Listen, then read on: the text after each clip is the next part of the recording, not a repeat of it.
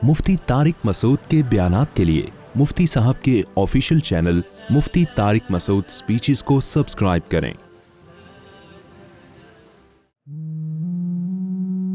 फिर अच्छे की डेफिनेशन भी अल्लाह ने खुद बयान कर दी। बहुत से लोग कहते हैं बहुत अच्छे हैं, लेकिन कुरान ने अच्छे और बुरे को डिफाइन भी क्या किया है? खुद किया है। क़ूलू लिन्नासि हुस्ना, लोगों से अच्छी बात करो। वइज़ अख़ज़ना मीसाक़ बनी इसराईल ला ताबुदून इल्लल्लाह व बिल वालिदैनि इहसाना व बिदिल क़ुरबा वल यतामा वल मसाकीन व इब्निस सबील। कुरान कह रहा है कि जितने तुम्हारे रिलेशन है ना, इन सब के साथ तुमने अच्छा सलूक करना है, जिनमें सबसे पहले तुम्हारे पेरेंट्स हैं, तुम्हारे वालिदैन। सबसे पहले तो अल्लाह है, उसके साथ किसी को शरीक नहीं करना। उसके बाद तुम्हारे वालिदैन हैं, उन वालिदैन का इस्लाम ने, नबी सल्लल्लाहु अलैहि वसल्लम ने, कुरान ने हक बताया कि उनके सामने उफ नहीं करना। फिर कुरान आपके साथ वल जारी दिल कुर्बा वल जारिल जुनूबी व साहिबी बिल जंबी। कैसी अजीब आयत है कि जो तुम्हारे पड़ोस में रहता है, जो तुम्हारे साथ सफ़र में तुम्हारे साथ शरीक है, जो किसी भी तरह से तुम्हारे साथ उठता बैठता है, उन तमाम लोगों के साथ तुमने अच्छा सलूक करना है। इस मौके पर अक्सर मैं एक वाक़या बयान करता हूँ। हमारे एक दोस्त थे, वो यूएसए से सऊदी अरब जा रहे थे, अरब थे वो। तो जब वो यूएसए में जहाज़ में बैठे ना, वर्ल्ड ट्रेड सेंटर का नया नया वाक़या हुआ था। मुसलमानों पे एक लेबल लगा हुआ था कि दहशतगर्द होते हैं। ख़ास तौर पे किसी की दाढ़ी नज़र आती थी तो लोग समझते थे कहीं दाढ़ी के अंदर इसने बम बम न छुपाया हो। तो वो गोरा जो है ना, उनके साथ सीट पे आके बैठ गया। तो ये वाक़या बता रहे हैं कि जब गोरा इनके साथ बैठा है तो गोरे ने जब देखा इतनी बड़ी दाढ़ी वाला मुसलमान मेरे साथ बैठ गया, तो गोरा जो है ना थोड़ा सा डर भी गया और थोड़ा नफरत का इजहार भी करना शुरू किया। उसने थोड़ा सा मुंह उधर कर लिया उसने। इन्होंने उससे सलाम दुआ शुरू कर दी, अलैक सलैक, खैरियत, तबीयत ठीक आपकी। खाना आया तो इनकी ट्रे खींच दी। यही इंसान इकराम कर सकता है ना अपने साथ वाले आदमी का। तो गोरा आहिस्ता आहिस्ता इनसे मानूस होना शुरू हुआ कि यार आप तो, मैं तो समझ रहा था कि आप लोग गैर मुस्लिमों से बात नहीं करते तमीज़ से, आप तो बड़े अच्छे अखलाक से पेश आ रहे हैं, तो ऐसा क्यों कर रहे हैं? तो सऊदी थे, उन्होंने हदीस सुनाई। उन्होंने कहा कि नबी सल्लल्लाहु अलैहि वसल्लम का इरशाद है, मन काना युमिनु बिल्लाहि वल यौमिल आखिर फलयुक्रिम जारहु। जो भी अल्लाह पर और आखिरत पर ईमान रखता है, उसे चाहिए कि अपने साथ बैठने वाले का इकराम करे। इकराम का मतलब होता है वो खिदमत जिसमें इज्जत भी हो। एक खिदमत तो आपका मुलाजिम कर रहा होता है, वो खिदमत जिसमें आप दूसरे का इकराम भी कर रहे हैं। तो ये गोरा बड़ा मुतासिर हुआ। इसने कहा यार हम तो अब तक समझते थे बम ही होते हैं मुसलमानों के पास। उसने कहा और तुम्हारे नबी सल्लल्लाहु अलैहि वसल्लम ने क्या क्या बताया, जरा हमें और बताओ। आपको पता है यूएसए से सऊदी अरब की फ़्लाइट काफ़ी लंबी होती है, दरमियान में कोई स्पीड ब्रेकर भी नहीं है। तो इनको मौका मिल गया, इन्होंने नबी सल्लल्लाहु अलैहि वसल्लम की हदीस सुनाना शुरू की। ये भी हुक्म दिया, ये भी हुक्म दिया, शराब ना पियो, ज़िना के करीब मत जाओ, माँ बाप के साथ उसने सलूक, विरासत के हकाम। यूएसए में ख़ातून थी, उन्होंने मुझसे कहा कि मैं मरने से पहले ये चाहती हूँ कि वसीयतनामा लिख दूँ, अकॉर्डिंग टू इस्लाम मेरे वारिसों का किसमें कितना हिस्सा है। क्योंकि यूएसए में तो शरीयत नहीं है, इस्लाम नहीं है, तो वहाँ अगर आपने वसीयत नहीं की है तो फिर वो विरासत गवर्नमेंट अपनी मर्जी से तकसीम करती है।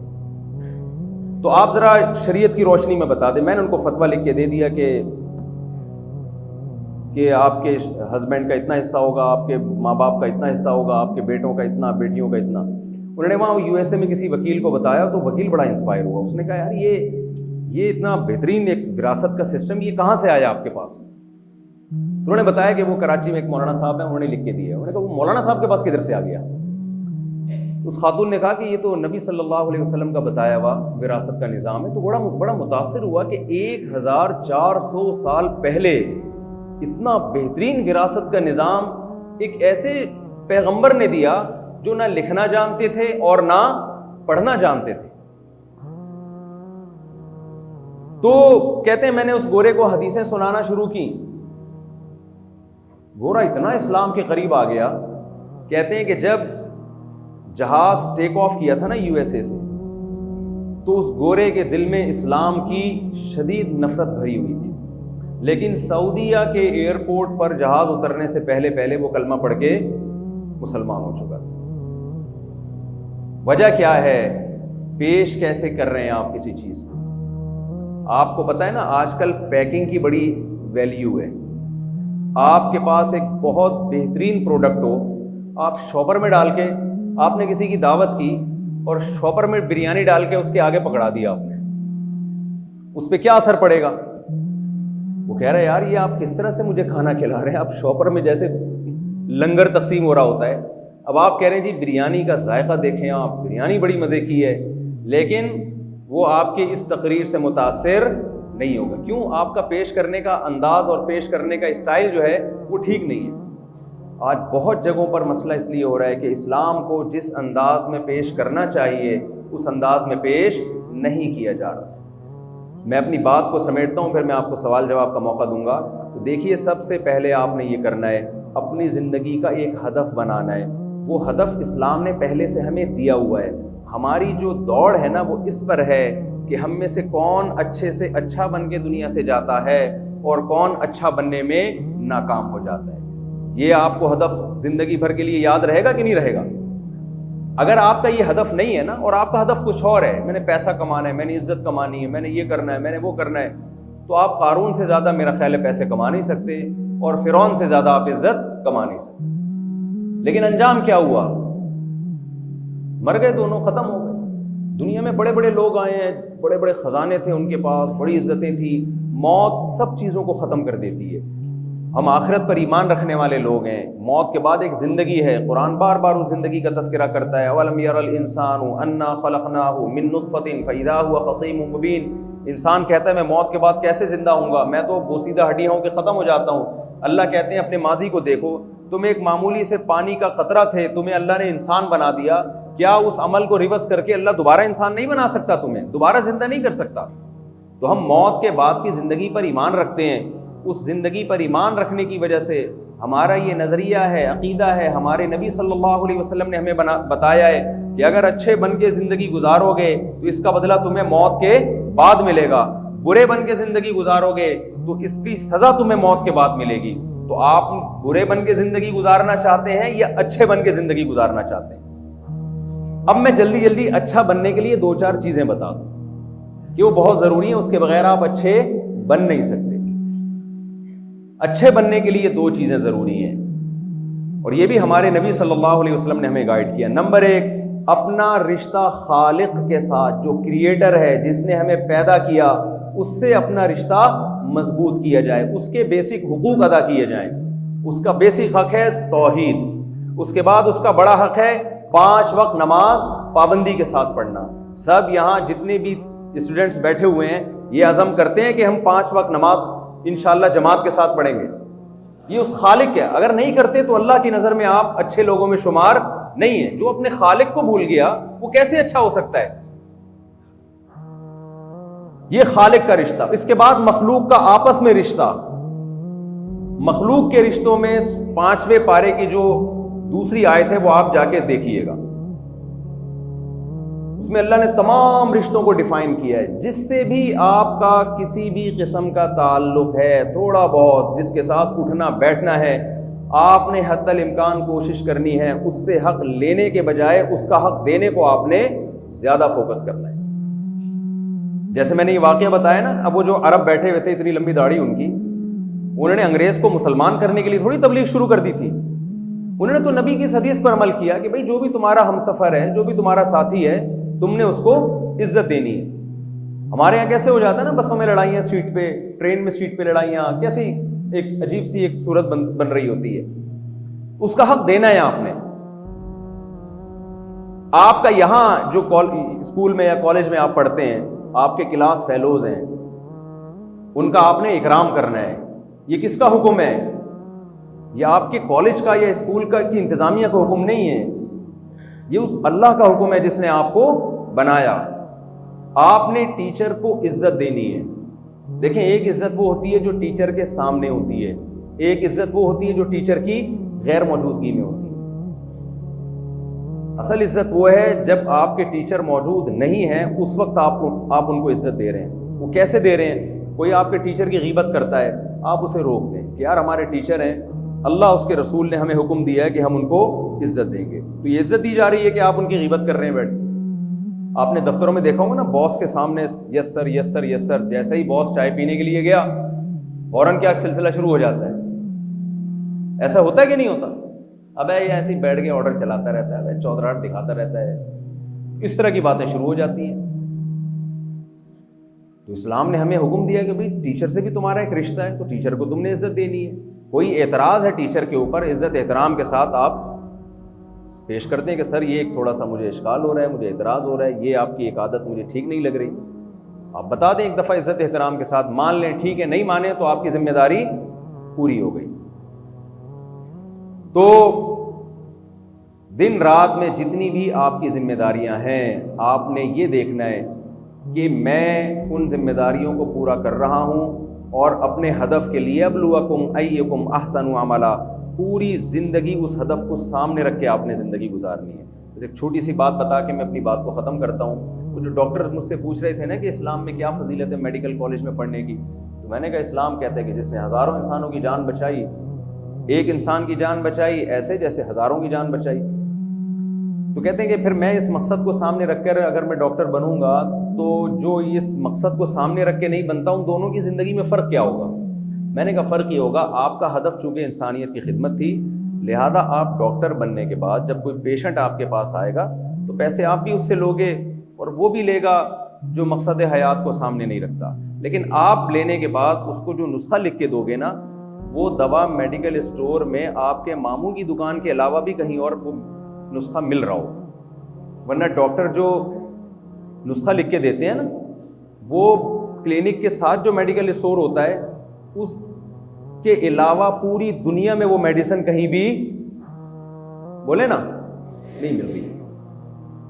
میں نے تو کئی بار تجربہ کیا ہے، ڈاکٹر صاحب نے ایک میڈیسن لکھ کے دی، ہم گئے یہاں ختم ہو گئی ہے، تو پوری کائنات میں WHO کے پاس بھی نہیں ملے گی وہ آپ کو. تو آپ کا کیا خیال ہے، اس ڈاکٹر کا مقصد انسانیت کی خدمت تھی؟ انہیں پیسے تو مل جائیں گے، کمیشن بھی مل جائے گا میڈیکل والے کی طرف سے، انسانوں کی جان بچانے کا آخرت میں کوئی ثواب بولے نہیں ملے. اگر ان کا مقصد انسانیت کی خدمت ہوتا، ہدف یہ ہوتا کہ انسانیت کی خدمت تاکہ اللہ خوش ہو جائے، تو یہ وہ میڈیسن پیشنٹ کو لکھ کے دیتے جو معیار میں اچھی ہے اور قیمت میں سب سے سستی ہے. پیشنٹ تو آپ پر اعتماد کر کے آیا ہے. تو میں نے ڈاکٹر کی ایک مثال دی ہے. آپ کالج سے فارغ ہونے کے بعد زندگی کے جس شعبے میں بھی جائیں، آپ نے نیت یہ کرنی ہے میں نے اپنے ملک کی، اپنی قوم کی ترقی کا ذریعہ بننا ہے. جیسے یوسف علیہ السلام نے ارادہ کیا تھا، پیسے بھی ملیں گے انشاءاللہ آپ کو، عزت بھی ملے گی انشاءاللہ آپ کو، لیکن ٹارگٹ اور ہدف آپ نے دولت اور عزت کو نہیں بنانا. یہ دولت اور عزت ایسی چیز ہے کہ انسان صحیح چیز کو جب ہدف بناتا ہے تو دولت اور عزت اس کے پیچھے بھاگتی ہے، اور اگر آپ کا ہدف صحیح نہیں ہوگا تو آپ دولت اور عزت آپ کے آگے آگے اور ساری زندگی آپ اس کے پیچھے پیچھے بھاگتے بھاگتے بالآخر تھک کے چور ہو جاؤ گے، ایک دن موت کا شکار ہو جاؤ گے آپ. یہ دونوں چیزیں انسان کو ملتی ہیں. حدیث میں آتا ہے من كانت الآخرة همه جعل الله غناه في قلبه وجمع له شملا وأتته الدنيا وهي راغمة ومن كانت الدنيا همه جعل الله فقره بين عينيه وفرق عليه شملا ولم يأته من الدنيا إلا ما قدر له. نبی صلی اللہ علیہ وسلم نے فرمایا جس شخص نے دنیا کو ہدف بنا لیا، عزت شہرت پیسہ، آج اکثر لوگوں کا ٹارگٹ یہی ہے، عزت شہرت پیسہ چاہیے بس. آپ صلی اللہ علیہ وسلم نے فرمایا تو ہمیشہ عزت شہرت پیسہ آگے آگے بھاگے گا اور یہ اس کو حاصل کرنے کے لیے پیچھے پیچھے بھاگے گا، ساری زندگی اسی دوڑ میں لگا رہے گا. اور آپ صلی اللہ علیہ وسلم نے فرمایا جس نے آخرت کو فوکس کیا کہ میں نے خدا کی نظروں میں اچھا بننا ہے، میں نے قوم کا ایک اچھا فرد بن کے دکھانا ہے، اور میرا مقصد کیا ہے اللہ کی رضا، تو آپ صلی اللہ علیہ وسلم نے فرمایا کہ اتتہ الدنیا وہی راغمہ، دنیا اس کے پاس ناک رگڑتی ہوئی آئے گی. عزت بھی شہرت بھی پیسہ بھی، یہ دونوں آئیں گے، اور کیسے آئیں گے؟ ناک رگڑتے ہوئے آئیں گے اس کے پاس. یہ سب چیزیں انشاءاللہ آپ کو ملیں گی اور ذلیل ہو کے ملیں گی. یہ ذلیل ہوں گے، آپ عزت والے ہوں گے. ایک بزرگ کے پاس ایک بادشاہ گیا نا، اور کہنے لگا کہ بادشاہ سلامت کبھی ہمارے در پہ بھی آیا کریں. بادشاہوں کے پاس، حکمرانوں کے پاس جانے والوں کی دو قسمیں ہوتی ہیں، ایک وہ جو اپنے مفاد کے لیے جاتے ہیں اور ایک وہ جو قوم کے مفاد کے لیے جاتے ہیں. یوسف علیہ السلام مصر کے بادشاہ کے پاس اپنے لیے گئے تھے، قوم کے لیے گئے تھے؟ قوم کے لیے. لیکن جو اپنے لیے جاتا ہے نا، تو بادشاہ تو اس لیے ان بزرگ کو کہہ رہا تھا کہ آپ آیا کریں، کبھی ہم سے ہدیے نذرانے لیا کریں. تو بادشاہ نے کہا کہ میں اپنے غلاموں کے غلام کے پاس نہیں جاتا. بڑا آدمی تھوڑی چھوٹے کے پاس جاتا ہے، غلام کے پاس، اور تو میرے غلام کا بھی غلام ہے. بادشاہ حیران ہوا کہ یار میں کنٹری کا سربراہ ہوں، اتنی میری حیثیت، اور انہوں نے میری 2 ٹکے کی ویلیو نہیں چھوڑی، مجھے کہہ دیا تو غلام بھی نہیں بلکہ میرے غلام کا بھی کیا ہے، غلام ہے. تو بادشاہ نے کہا آپ نے مجھے کیسے اتنا بڑا الزام لگا دیا کہ میں آپ کے غلام کا بھی غلام ہوں، میں تو بادشاہ ہوں. میں نے کہا بھائی دیکھو دنیا میری غلام ہے، میں دنیا کو لفٹ نہیں کراتا. عزت، شہرت، پیسہ، یہ سب چیزیں دنیا ہے نا، میں ان کو زیادہ لفٹ نہیں کراتا. یہ میری غلام ہے، یہ میری لونڈی ہے، اور تو اس دنیا کا غلام ہے. جس کو چیز کو میں لفٹ نہیں کراتا، تیری نظر میں دنیا کی سب سے بڑی چیز ہی وہی ہے. دنیا میری غلام ہے اور تو کس کا غلام ہے؟ دنیا کا غلام. تو میرے غلاموں کا غلام ہے بادشاہ سلامت. میری نظر میں تو آپ کی 2 ٹکے کی ویلیو ہے نہیں، اب تو میرے غلاموں کے غلام ہیں. تو یہ میسج ہے کہ آپ نے عزت، شہرت، لالچ، ان چیزوں کو ہدف نہیں بنانا. ہدف بنانا ہے ملک اور قوم کی خدمت، تاکہ آپ اللہ کی نظر میں سرخرو ہو سکیں. دیکھیں موت سب کو ہو. آپ کو پتہ ہے ہمارے بہت سے فورسز میں ایسے بہادر ہیں جن کو نشان حیدر ملا ہے. انہوں نے دنیا کو قربان کیا کس کے لیے؟ اللہ. کوئی بھی انسان موت اپنی جان حوالے نہیں کرتا جب تک کہ اس کو آخرت پہ یقین نہ ہو. مرنا آسان نہیں ہے، کیونکہ مرنے کے بعد کتنا بھی پروٹوکول کسی شہید کو آپ دے دیں گے، وہ تو چلا گیا نا دنیا سے. جب تک آخرت پر ایمان نہیں ہوتا، انسان اپنی جان اپنی قوم کے لیے کبھی بھی پیش نہیں کرتا. یہی تو وجہ ہے، ہم نے غیر مسلموں سے سنا ہے کہ ہمارے فوجیوں میں وہ موٹیویشن نہیں ہوتی جو مسلم فوجیوں میں ہوتی ہے. میں نے ایک غیر مسلم کنٹری میں نام نہیں لوں گا، پھر مناسب نہیں ہے کسی ملک کا نام لینا، کہ ایک فوجی کا انٹرویو میں نے خود سنا ہے. اس نے کہا جب ہم مسلمانوں سے لڑتے ہیں یا کسی مسلمان کنٹری سے لڑتے ہیں تو لڑائی بہت مشکل ہوتی ہے ہمارے لیے. پوچھا گیا کہ یہ میں نے خود سنا ہے، میں نے کہا کیوں لڑائی مشکل ہوتی ہے؟ انہوں نے کہا دے فائٹ ٹو ڈائی. یہ لڑتے ہیں کس کے لیے؟ یہ مرنے کے لیے لڑ رہے ہوتے ہیں، یہ شہادت تلاش کر رہے ہوتے ہیں. ہم مرنے کے لیے تھوڑی لڑتے ہیں، ہم تو اس لیے لڑتے ہیں کہ یار اس لڑنے پہ ہمیں تنخواہ ملتی ہے، پیسے ملتے ہیں ہمیں. مر گئے تو وہ پیسے ہمارے کس کام کے؟ کہتے ہیں جی آپ کے وارثین کو ملیں گے، تو وہ ان کو ملیں گے نا، ہمیں کیا ملے گا؟ تو جب انسان اللہ کو بڑا بناتا ہے کہ میں نے اللہ کے سامنے جواب دینا ہے، تو اس کا ہدف بہت اوپر چلا جاتا ہے. اور جب انسان عزت، شہرت، لالچ، ان چیزوں کو ٹارگٹ بناتا ہے تو وہ پستیوں میں گر جاتا ہے. تو آپ نے اپنا ہدف ملک قوم کی خدمت، تاکہ آپ قیامت کے دن اللہ کی نظر میں سرخرو ہو سکیں. تو یہ تمام چیزیں جو بھی اس ہدف میں رکاوٹ بنے، آپ اس کو راستے سے ہٹا دیں.